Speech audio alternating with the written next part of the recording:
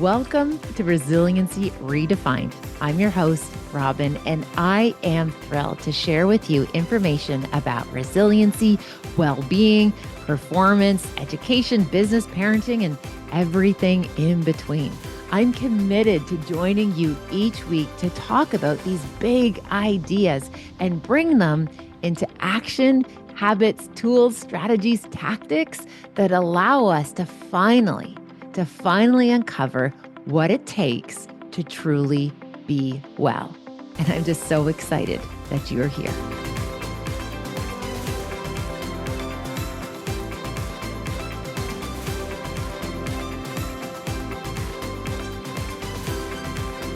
Hello, welcome back, everyone. My goodness, 2025, here we go.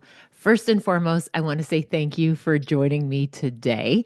I am still just like, I'm so honored, humbled, and touched that this amount of people are listening to and watching this podcast. This is like a dream come true. So please know it is appreciated. I am so glad that you are here. And I also just want to hold space to recognize I love the questions that people are asking. I'm starting to get lots of questions and kind of these curiosities. People say, "Hey, Robyne, can you talk a wee bit about this?" Or "I'd love to hear your thoughts on that." Please feel free to reach out. Socials right now is the best way to do that. So jump into those DMs if you have a question or something you want me to chat about. And I'm more than happy to spend some time and energy and present some of those thoughts here for you. And in that spirit, a question that was asked that I just really appreciated, loved, and thought that I could share a response here was all about transitions. Now, we are at the turning point of a new season. Now, for me, New Year's is more like always like September. A new academic year to me is like the best representation of a new year. But I appreciate in a lot of cultures, January 1st, 2025, here we go. The change of the season of the new year is when people celebrate New Year's in like a traditional way. I totally get that. And I appreciate transitions for people can be challenging. So the question was, how do you get better at navigating transitions? Now, as somebody who myself, I struggle with transitions. Now, let me explain. I live in this like kind of this place of oscillating between loving structure and routines and like predictability and also loving newness, new opportunities, impulse, kind of being able to like go with the flow and kind of change the plan as, as you're going forward. So it depends on the day. So again, let me kind of try and clarify this. I do love structure, but I love the freedom within structure that I can like throw the plan out the window. So I appreciate for some people when we think about transitions, it's this place of like changing gears or shifting. So you might have noticed, for example, going into the holiday season, like it took a wee while to like settle into this new routine of perhaps not having a routine. And it's the same, for example, if you go on a holiday, you might notice the first 2 or 3 days, you're still checking that phone, you're feeling a little bit out of sorts, but then you start to kind of regulate to the environment or you regulate to what's going on and the expectations and whatnot. So, for some people, myself included, that transition phase where it's a little bit gray can be really difficult. So I learned, for example, with my own life, that I'm better to just like stay the course than I am to stop and change gears. So that's one of the reasons why I actually sometimes struggle with stopping or taking holidays or breaks because I find it takes me so long to like get out of that gear of do, perform, hustle, achieve, get into like recover, relax mode. And then when I finally do get into recover and relax mode, after again a couple days of feeling out of sorts, the idea of then going back to work feels so daunting. All of a sudden, I wonder, it's like, is this what I want to be doing? And like, I get big waves of those Sunday scaries or whatever that feeling is the night before you're about to go back to the routine. So I learned in my own life that I was like more feel more kind of like in control of my emotions and my well-being if I just like never stopped. Now, I'm sure you can pick up that there's going to be some challenges, or this is a bit faulty logic if the idea is that we never stop because we're avoiding the discomfort of transition. Now, what this brings for me, and again, how I can support people who are asking, how do you do transitions, is to recognize that like out of sortness, like that feeling of just like not feeling really like grounded and like, things aren't predictable, like that uneasiness is part of why we need to go through transitions. We have to get knocked out of autopilot. We have to kind of get knocked out of our zone of familiarity and comfort to be able to be able to check in with ourselves, to be able to have that spaciousness or those interruptions, to be able to check in to make sure that we are okay, that we are on the right path. If we just always stay steady and we don't have the ebbs and flows and just try to maintain this consistent pace, we will perhaps eventually burn ourselves out, but also we might miss opportunities to be able to kind of see what's going on under the surface or with some of our emotions or again, some of our patterns and our routines. So, what I think is so important, if you're somebody also who maybe struggles with transition, is to recognize the importance of being okay in the discomfort because it serves us in the long run. So, to really create space to say, you know what, it's okay to feel out of sorts. It's okay to feel a little discombobulated when things are different because that's a way to learn about ourselves, to actually do a really good pulse check. So, as we think about transitions, number one, big idea number one, gentle invitation is to recognize that slowing down and speeding up the ebbs and flows, it might create some discomfort, and that's okay. It's okay to be okay in that discomfort, and it's okay to not be okay in that discomfort. And it's also helpful to recognize that we are this beautiful mosaic or this compilation of dichotomies. Okay. So these kind of two different ends or these extremes, and that makes up who we are and our temperaments and our personality. So some of the major tools in personality research, it really tries to put us into categories. Okay, you've probably heard of introversion versus extroversion, which again, just on that note, is wildly misunderstood, I think, in terms of how Jung, who was a student of actual Sigmund Freud, how Jung tried to explain introversion and extroversion, being an introvert and extrovert. I think it gets associated with this notion of shyness and outgoingness. But that's actually not what Jung was talking about. He was talking about where do we get our energy. So extroverts are able to generate their energy from external sources, in most cases, people, new experience, change, outgoingness. Introverted people are able to generate energy when they are intrinsically driven and they have opportunity to have some stillness, some quiet. That's where they recharge their batteries. Whereas the extroversion, they suck all the energy from external sources. So, again, what this has to do with transitions is that we are all a series on some continuum. We're not 100% one thing or the other. So, if you think about these dichotomies, okay, again, like introversion, extroversion, in the right situations, an introverted person can actually generate energy from groups. They can generate energy from new experiences. It just has to be the right experiences and the right people. The same as an extrovert, they're able to recharge their batteries in quiet and in stillness when they have the right environment set, when they're in the right kind of space. So we are all, for all intents and purposes, at different points along continuums. We're not one or the other. We're this really cool blend. So a couple other examples might be for that people might feel highly susceptible to stress during change or being out of routine. And on the other end, people might not feel very susceptible to stress during change or being out of routine. And again, it depends. So this reminds me of when Jax was little. And one of my favorite little things, Jackson had these amazing little like idiosyncratic things that like only Jax did that my other two children didn't do. And one of my favorite was that there's so many, but one of the ones that I want to talk about right now is this idea where he would make the decision in the moment whether or not he likes something versus committing to a decision and that just being the way it was in perpetuity or moving forward. So, for example, I would say, like, hey, Jax, would you like some carrots for dinner? And he would pause and he would say, well, sometimes I do, and sometimes I do not. Like sometimes I like carrots for dinner, sometimes I do not want to eat carrots at dinner. And so I would say, okay, so today, Jackson, is it a day that you would like to have carrots with your dinner?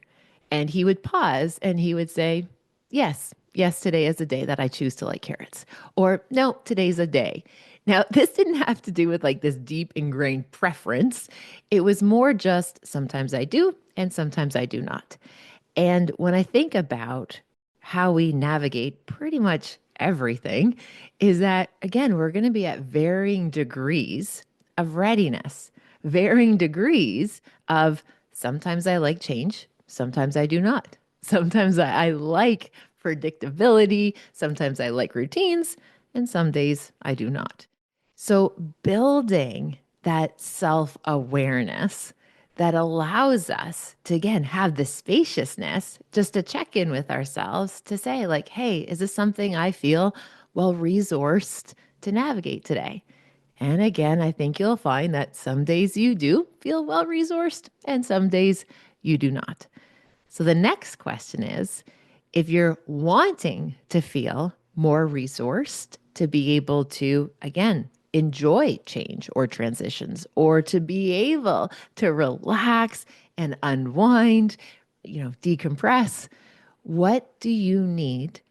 What environment sets you up so that way, like success is inevitable and you feel more competent to do the thing that you want to be doing? So again, thinking about getting some clarity on when, if you want to, for example, be able to relax, be able to unwind, be able to, again, transition from working and doing and performing to recovering, what does that take? Now, one of the really amazing things about human behavior is that the more repetitions that we have doing any particular task, the better we are going to be at it. Practice makes better. I promise you, practice does not make perfect. Practice makes better. Practice makes the root in our brain to be able to do the thing we want to be doing more familiar. So, if you want to handle transition better, first and foremost, check in with yourself and see, like, how do I usually navigate transitions?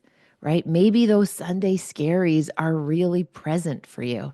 That the night before that thing, going back to work, going back to school, or going back into a routine, it creates a lot of anxiety. Now, get curious about that anxiety. Why do you think that is the case? How has that anxiety actually like served you well?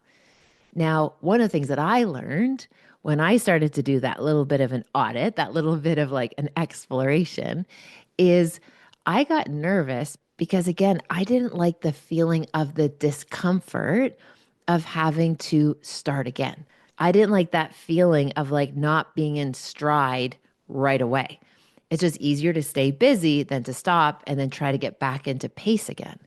So once I got curious and realized, wow, I don't like that discomfort, what can I do to set this scenario up or the circumstances up so that way I can navigate the discomfort, not in a way that creates some protest behavior, right? Which is, I don't want to do it, so I don't do it and I ignore it, versus set myself up where I can be more successful at A, managing the big feeling, working with it, but then also getting the work done, or perhaps relaxing, taking that step back.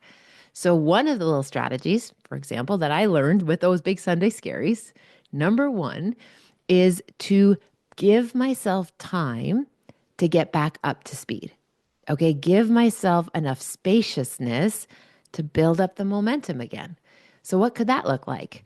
Well, for me, not having meetings first thing Monday mornings, right? Giving myself just a little bit of time to reacclimate, to get an idea of what matters most. What are my top three priorities that I want to accomplish today? What is my big goal for the week? How is that contributing to my goal for the month? Just having some time to, again, warm up those, like kind of that pre stretch, that kind of warming up before you do the activity that happens in a cognitive landscape as well. So, creating that spaciousness so I don't have to just jump in and expect myself to be on my A game right away, warm up to it. Now, the same goes on the other side when I'm trying to relax or decompress or switch out of those beta brainwaves to get into those theta brainwaves that are much more like relaxed and settled. Well, I can't just go from 100 to zero. I got to pump the brakes. So, what does pumping the brakes look like to prepare myself to be able to rest, to be able to, again, gear down? Well, again, we want to make sure it's not too abrupt. So, tapering off as the week goes on. So, for example, not having meetings on Friday afternoons, being able to use that time to like catch up and plan and sort and categorize and organize and not adding new things in the last back part of the week actually was really helpful. So that way I'm able to sign off at the end of the week feeling as though I got what I needed to get done and know where I have to pick up on Monday. And again, just giving myself the latitude to recognize that it has to happen in like a strategic way. The other piece, and this is one of my like favorite little kind of pocket gems about signing off on a work day. Many of us decide, okay, or perhaps the structure of our day means, okay, work is going to end at, let's say, 6 o'clock or 5 o'clock. And when 5 o'clock comes around, then we start trying to wind down. Okay, we start winding down. It's like, oh, 5 o'clock, time, whistle goes off, so to speak. It's time to get, sign off. However, I love to set the goal that by 5 o'clock, I'm literally shutting off the computer, which means by 4:30, I have to start signing off. So I'm not rushing at the end of the day to like rush out. So right at 5 o'clock, I can like get to a basketball game or do what I have to do. I'm doing it in like a way that's creating space for what I like to think of as the mental commute of like returning back to baseline, returning back to a place of groundedness and being mindful.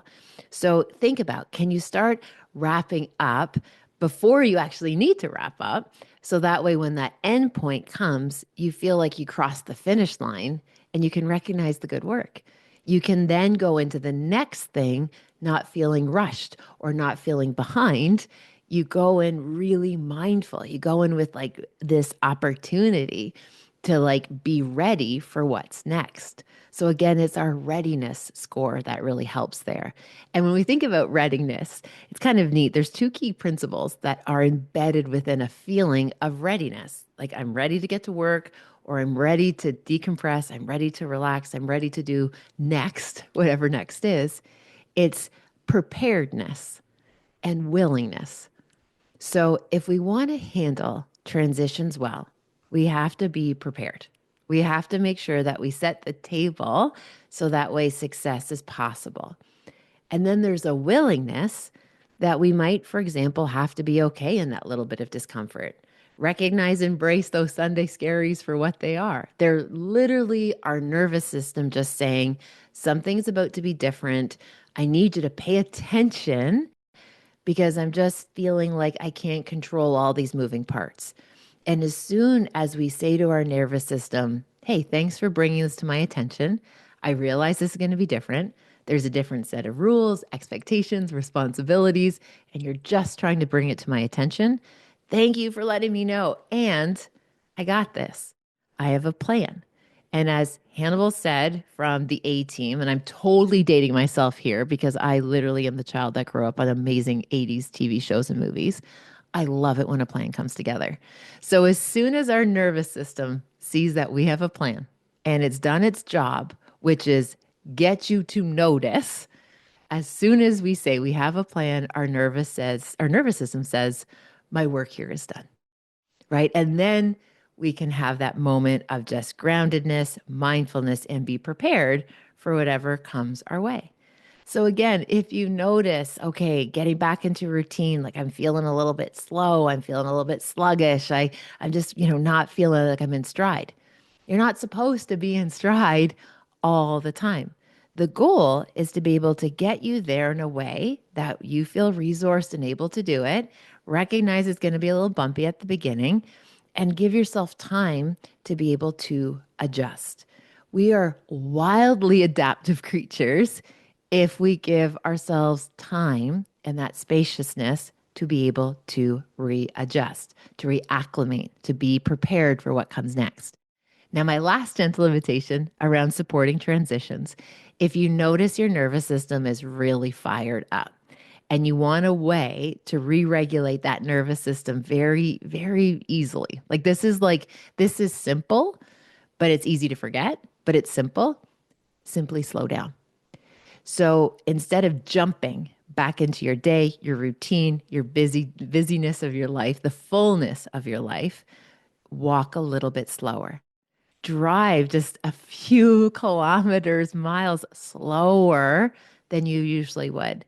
Just take just a little bit more, like a bit more of a breath to be able to drink that water, have that cup of coffee. Like as soon as we physically slow down, our nervous system thinks she's in control. She literally is driving the bus.